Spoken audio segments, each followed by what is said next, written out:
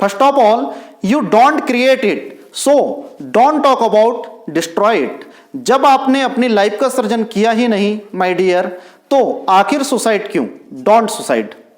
आप सभी के मन में हमेशा एक ख्याल रहता होगा कि जब भी कोई भी व्यक्ति का मर्डर हो जाता है या वो सुसाइड अटेम्प्ट करने की कोशिश करता है, तो आखिर डॉक्टर लोग पोस्टमार्टम के माध्यम से कैसे पता लगाते हैं कि विक्टिम ने अपनी सुसाइड किया है या उसका मर्डर हुआ है? तो आइए हम समझने की कोशिश करते हैं। आप सभी अवगत हैं, जो पोस्टमार्टम है वो दो वर्ड से मिलकर के बना हुआ है, पहला पोस्ट, दूसरा मार्टम। पोस्ट का मतलब होता है बाद में, मार्टम का मतलब होता है डेथ। मतलब डेथ के पश्चात जो उसकी बॉडी को चेक करने की जो प्रक्रिया होती है, शव का परीक्षण, वही हमारा क्या कहलाता है? पोस्टमार्टम कहलाता है। इसके माध्यम से डॉक्टर पता लगाने की कोशिश करते हैं कि आखिर विक्टिम ने सुसाइड किया है या उसका मर्डर कर दिया गया है। तो आइए हम समझने की कोशिश करते हैं कि सुसाइड और मर्डर को कैसे फाइंड आउट किया जाता है। सबसे पहले यदि हम बात की जाए तो होता यूं है कि जब किसी भी व्यक्ति का मर्डर कर दिया जाता है या पहले उसकी जान ले ली जाती है, आफ्टर ऑल उसकी बॉडी के ऊपर मिट्टी तेल या केरोसिन डाल करके उसको आग लगा दी जाती है। तो आग लगाने के पश्चात क्या होता है कि उसकी बॉडी जल जाती है। जलने के साथ साथ क्या होता है, उसके जो पैर का जो नीचे वाला तलवा रहता है, नीचे वाला पैर का जो हिस्सा, वो भी जल जाता है। तो इससे डॉक्टर को यह पता चल जाता है पोस्टमार्टम करते समय कि सबसे पहले उसको मारा गया था और मारने के पश्चात उसको आग लगाई गई थी। मतलब उसका क्या किया गया है? मर्डर किया गया है, राइट। उसी प्रकार से क्या होता है कि जब कोई भी व्यक्ति केरोसिन डाल करके या मिट्टी तेल डाल करके अपनी जीवन लीला समाप्त करना चाहता है, तो होता यूं ही कि जैसे ही अपने ऊपर वो मिट्टी तेल डालता है और माचिस मारता है, तो जैसी उसमें आग लगती है तो ऑटोमेटिकली उसके शरीर में पूरी की पूरी बॉडी में पेन होना स्टार्ट हो जाता है।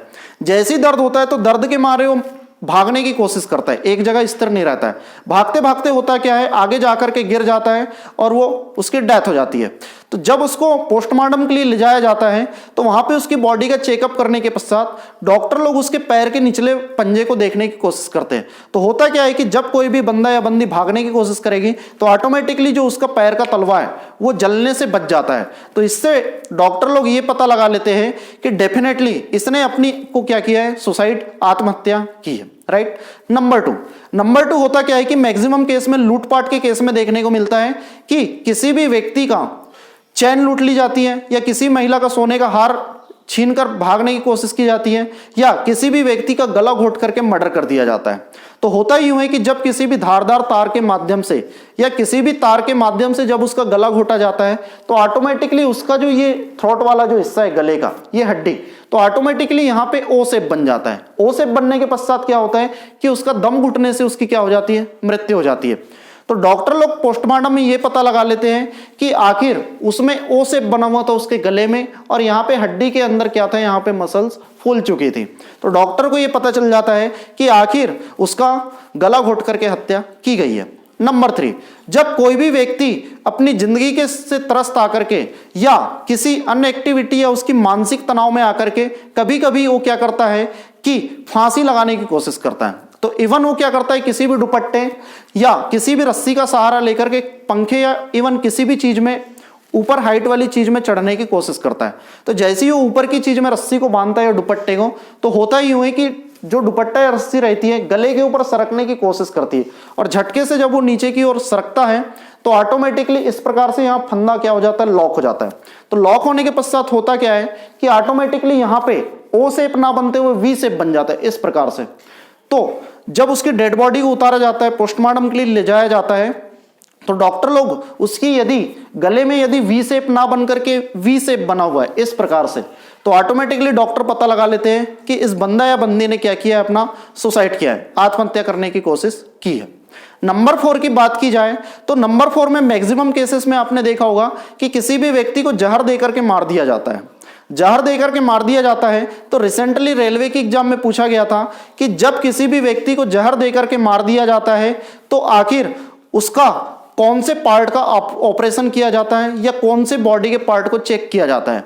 तो सो माय डियर स्टूडेंट्स, आपके इंफॉर्मेशन के लिए बता दूं कि जब भी किसी भी व्यक्ति को जहर देकर के मारा जाता है तो जब डॉक्टर लोग उसका पोस्टमार्टम करते हैं तो वो सबसे पहले उसके लीवर को चेक करते हैं, क्योंकि जब किसी भी व्यक्ति को जहर दिया जाता है तो सबसे पहले जो इन्फेक्शन होता है उसके लीवर यकृत में होता है, तो लीवर के माध्यम से पता लगा दिया जाता है कि उसको जहर दिया गया था।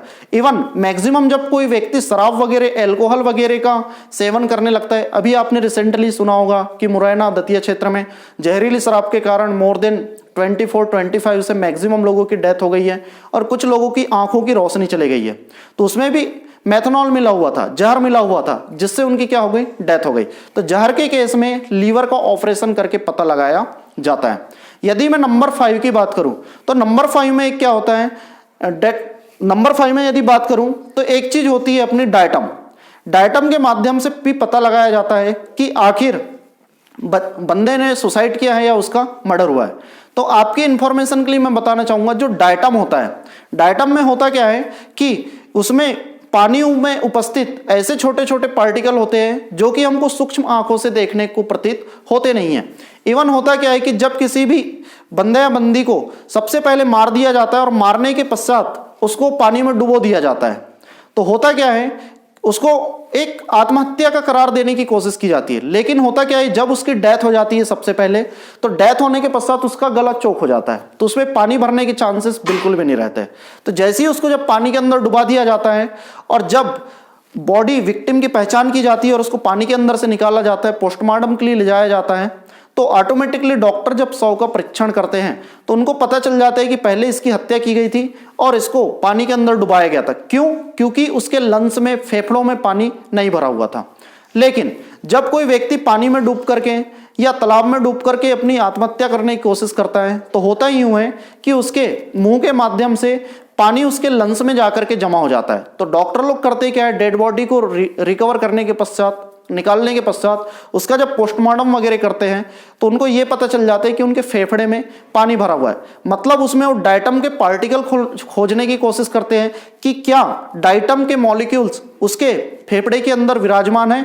यदि वो कण उनको नजर आ जाते हैं उनके लंग्स के अंतर्गत, तो डॉक्टर आसानी से पता लगा देते हैं कि उसने पानी में डूब करके क्या की है, अपने आप का सुसाइड अटेम्प्ट किया है।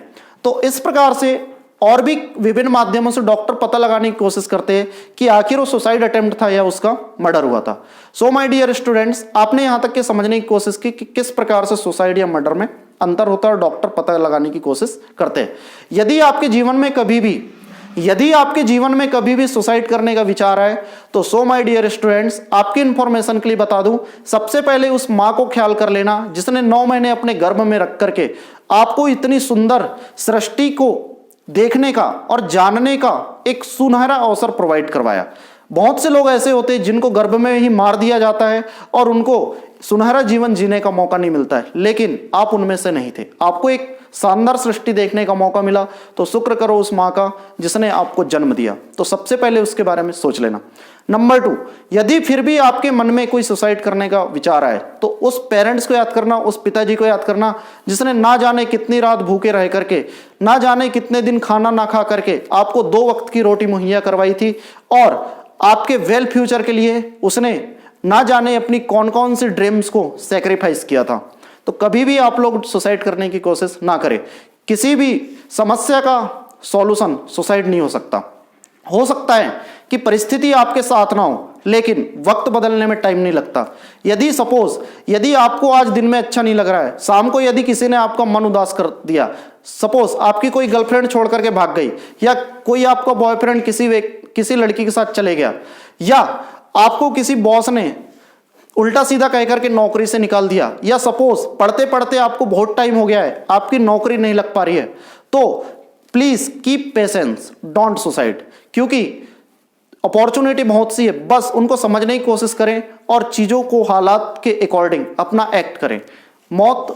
जिंदगी जीना है तो ऐसे जियो कि आपकी जिंदगी को भी लगे कि मैंने इसको जिंदगी नहीं दी है, जबकि जिंदगी इसको खुद मिली है।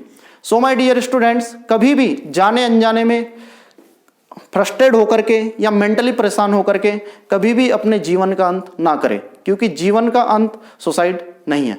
आप पेड़ से लटक जाएंगे या कहीं पर भी आत्महत्या कर लेंगे तो सबसे ज्यादा जो दर्द होगा आपकी फैमिली बैकग्राउंड को होगा।